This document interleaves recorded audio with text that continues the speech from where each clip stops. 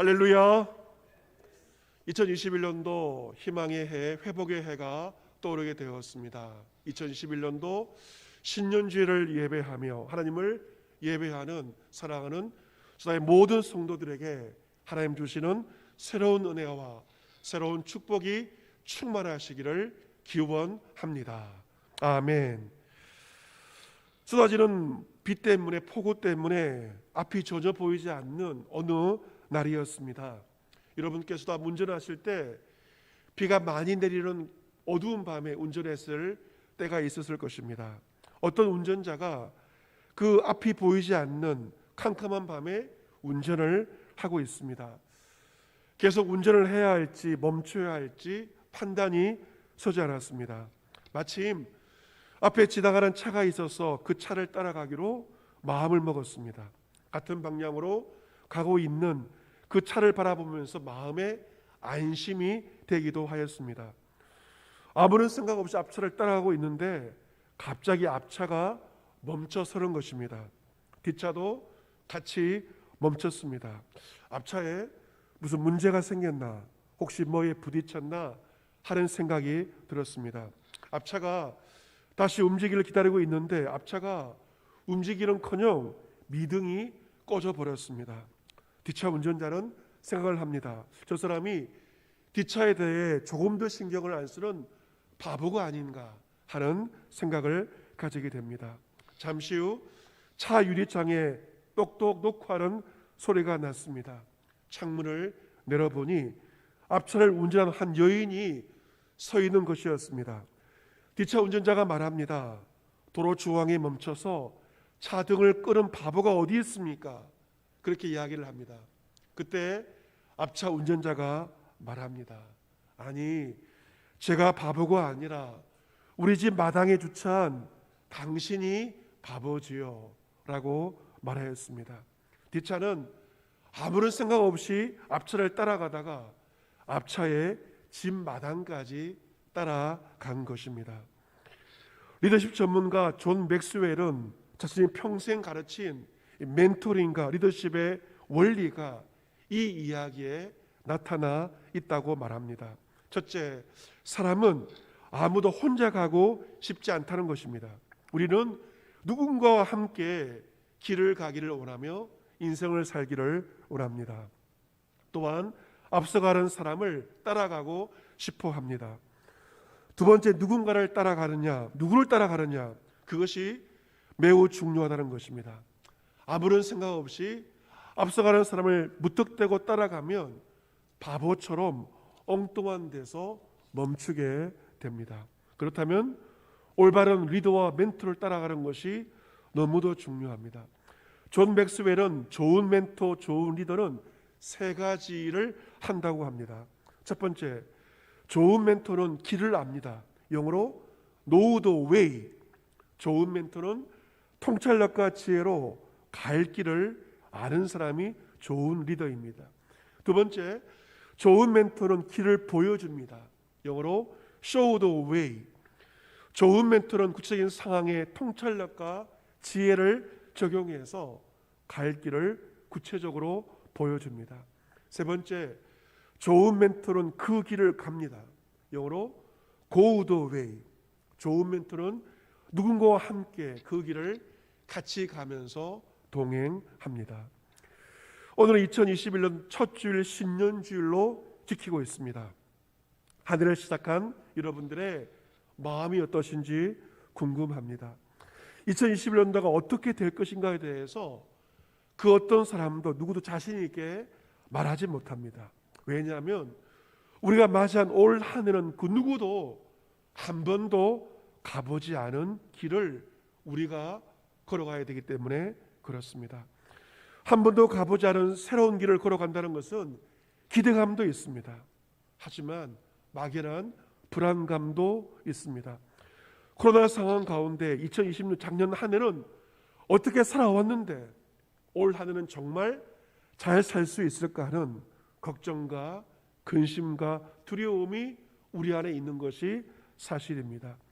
어쨌든 새로운 한 해가 시작되었습니다. 우리는 한 번도 가보지 않은 새로운 한 해 2021년도를 벌써 3일째 살고 있습니다. 남은 362일을 우리는 걸어가야 됩니다. 이러한 우리에게 오늘 성경 본문 히브리서 10장 19절 이하의 말씀은 믿음의 길을 걷고 있는 하나님 백성들이 걸어가야 할 그 길이 무엇인지를 제시하고 있는 너무나도 중요한 본문입니다. 우리가 운전할 때 잘 모르는 길을 걸어갈 때 어떻게 합니까? 내비게이션을 켜고 내비게이션의 도움을 받지 않습니까? 오늘 본문의 말씀은 하나님 백성들의 영적인 내비게이션, 영적인 안내서라고 말할 수가 있습니다. 본문 19절과 20절 말씀을 같이 한번 다시 읽어보겠습니다. 19절 20절 같이 읽겠습니다. 시작. 그러므로 형제들아 우리 예수의 피를 힘입어 성소에 들어갈 담력을 얻었나니 그 길은 우리를 위하여 휘장 가운데로 열어놓으신 새로운 살 길이요 휘장은 곧 그의 육체니라. 아멘. 새로운 하늘을 시작하는 우리에게 눈에 번쩍 뜨이는 단어가 본문 19절에 20절에 나와 있습니다. 어떤 단어입니까? 바로 새로운 살길. 그 부분에 밑줄을 꺼보시면 좋겠습니다. 새로운 살길. 여러분, 어떤 길은요 새롭지만 죽는 길이 있습니다. 새로운 길 좋아하는 마음으로 따라가 보지만 그 길이 죽는 길이 있습니다. 그런데 오늘 성경은요 새로운 살길, 새롭지만 그 생명의 길임을 말씀하고 있습니다. 그렇다면 새로운 살길은 도대체 어떤 길인지가 본문 19절에서부터 말씀하고 있습니다. 새로운 살길 어떤 길이냐면 예수님의 피를 힘입어서 성소에 들어가는 길입니다. 예수님은 십자가에서 자신의 죽음을 통하여 흘리신 피를 통하여 우리에게 새로운 길을 여셨습니다. 그 길은 살 길입니다. 여러분, 세상의 모든 길은 다 죽음을 향하여 가고 있습니다. 하지만 오직 한 길, 예수 그리스도가 내신 그 새 길은 살 길이며 우리를 생명으로 인도하십니다. 주님은 산상보훈에서 또한 두 길에 대해서 말씀하십니다. 좁은 문으로 들어가라. 멸망으로 인도하는 문은 크고 그 길이 넓어 그리로 들어가는 자가 많고 생명으로 인도하는 문은 좁고 길이 협착하여 찾는 이가 적다라고 두 길에 대해서 말씀하십니다. 우리는 사람들이 많이 가는 그 길이 안전하다고 생각하고 그 길에 함께 가려고 하지 않습니까? 하지만 기억하십시오.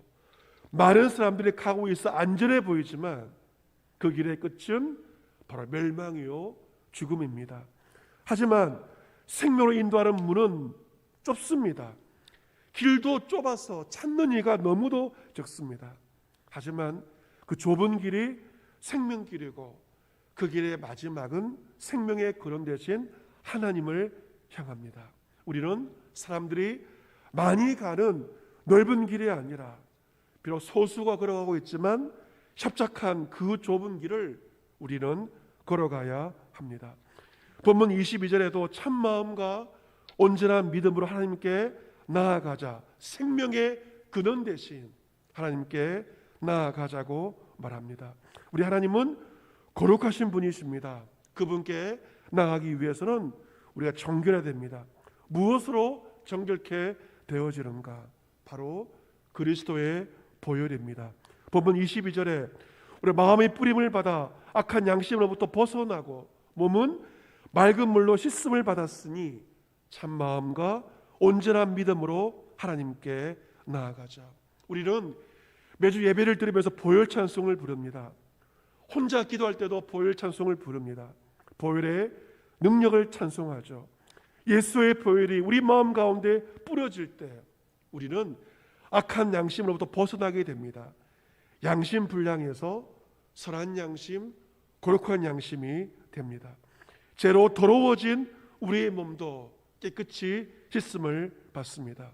이처럼 예수 그리스도의 흘리신 보혈의 능력으로 말미암아 우리는 참된 마음과 온전한 믿음으로 하나님께 나아갈 수가 있습니다. 그리스도의 보혈을 지나 아버지 품으로 나아갑니다. 여러분, 이 길은 확실한 길입니다. 왜냐하면 약속하신 하나님께서 미쁘시고 신실하시기 때문에 그렇습니다. 그래서 23절 약속하신 미쁘시니 우리가 믿는 도리의 소망을 움직이지 말며 굳게 잡으라 라고 말씀하고 있습니다. 소망을 굳게 잡으라는 것입니다. 같이 해보겠습니다. 소망을 굳게 잡으라. 아멘. 무엇을요? 소망을 어떻게 잡으라? 굳게 잡으라 라고 히브리서 기자가 말하고 있습니다. 우리의 소망, 성도의 소망은 대박을 꿈꾸는 헛된 소망이 아닙니다. 우리의 소망은 믿는 도리의 소망입니다. 우리의 믿음을, 그 소망을 움직이지 말며 그것을 굳게 잡으며 주의 길을 걸어가라는 것입니다. 여러분께서 지난 한 해를 되돌아보면서 언제 흔들렸습니까? 언제 그 길이 흔들렸습니까? 그것은 바로 소망을 부여잡지 못하고 현실과 상황을 바라보았을 때, 사람을 바라보았을 때 여러분은 그 길에서 흔들렸을 것입니다.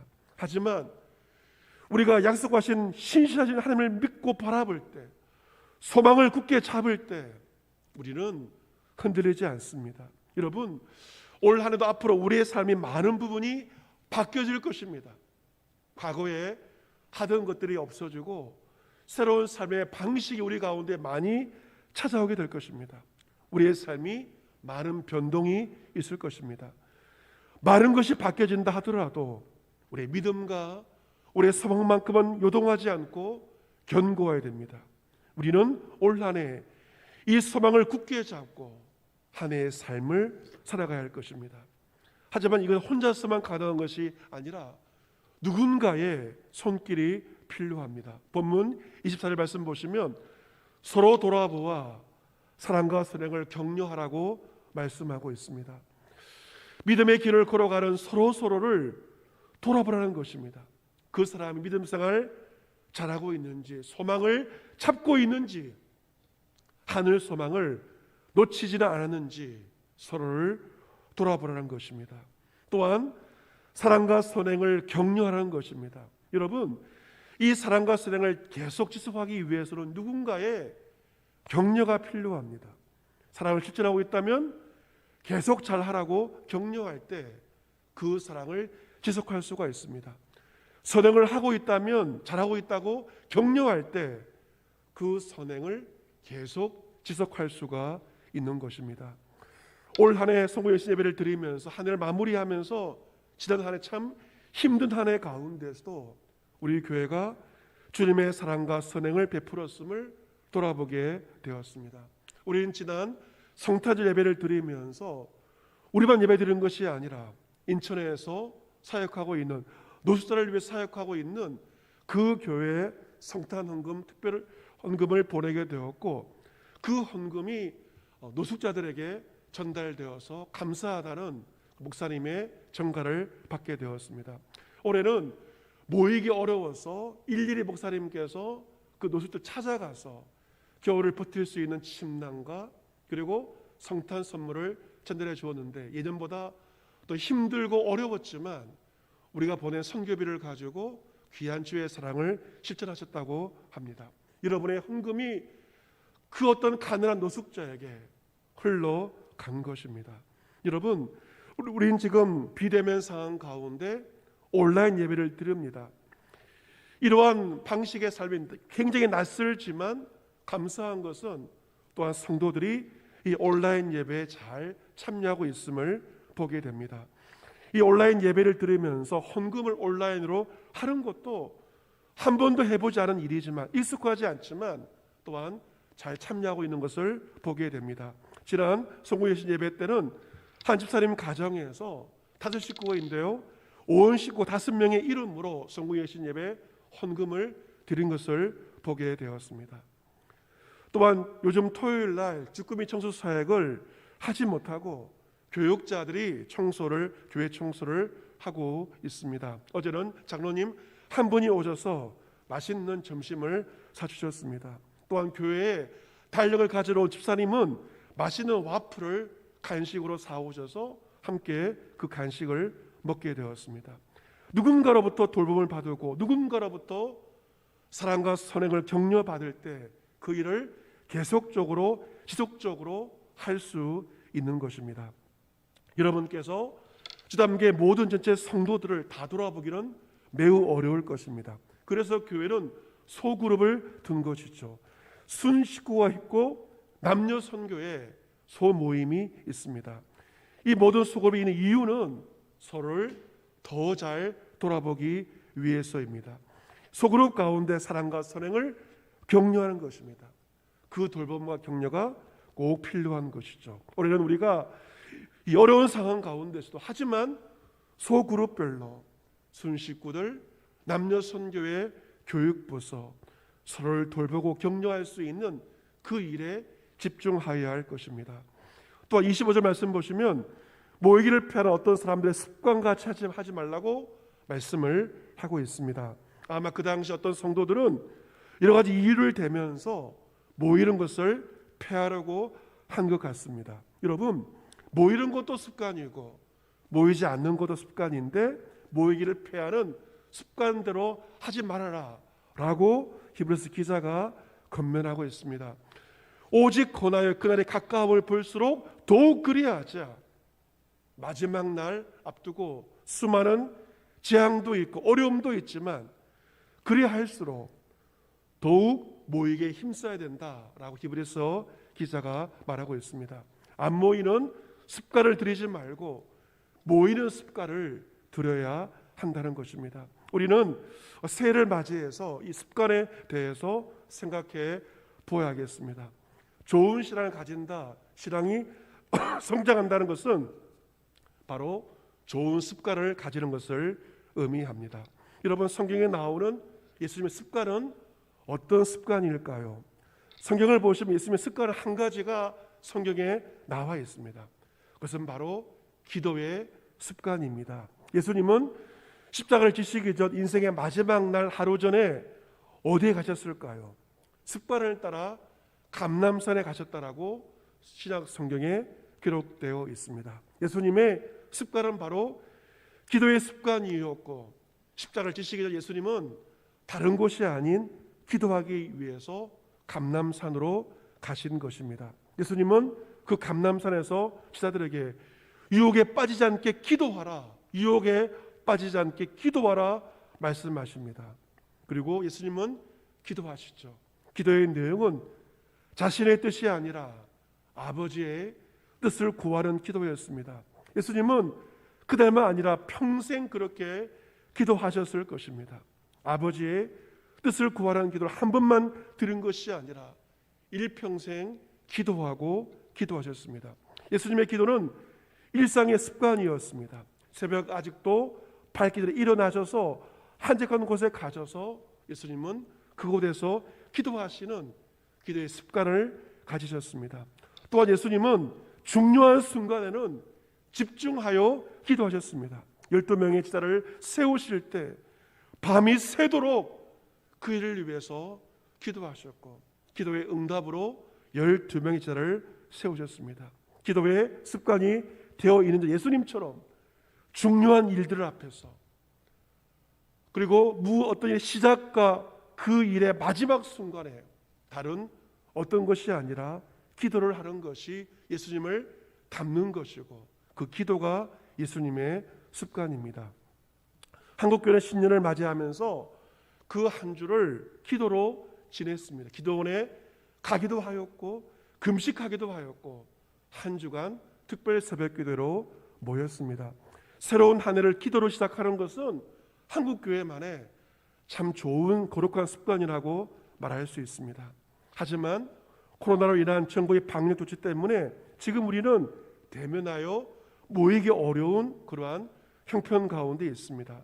하지만 우리가 교회에서 모이지는 못하지만 비대면으로 모일 수가 있습니다. 그래서 올해는 신년 특별 새벽기도를 온라인으로 한 주간 진행하고자 합니다. 이렇게 하는 것은 한 해를 시작하면서 기도의 습관을 지키기 위해서 그렇게 마음을 먹게 되었습니다.